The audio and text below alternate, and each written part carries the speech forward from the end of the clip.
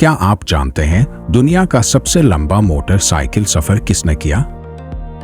मैं हूं शफकत अली और आप देख रहे हैं ब्रेनी बॉक्स, जहां हम आपके लिए दुनिया भर की हैरत अंगेज जानकारी लाते हैं।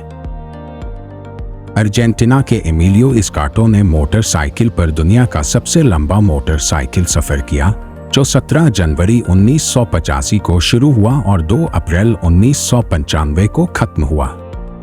उन्होंने 10 साल के दौरान 7,35,000 किलोमीटर का हैरत अंगेज सफर किया और 214 मुल्कों और आज़ाद इलाकों का दौरा किया।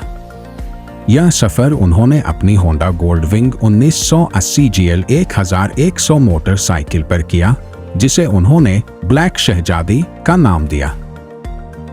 इस सबसे लंबा सफर के दौरान ब्लैक शहजादी ने 48,000 litre petrol, 1300 litre engine oil, 86 tyre, 12 बैटरियां और 9 सीटें इस्तेमाल की।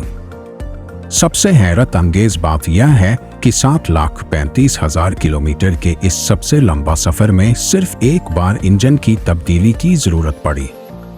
घर वापस आने के बाद एमिलियो एस्कार्टो ने अपनी किताब दी लॉन्गेस्ट राइड लिखी, जिसमें 224 पन्नों पर इस हैरत अंगेज सफर को बयान किया।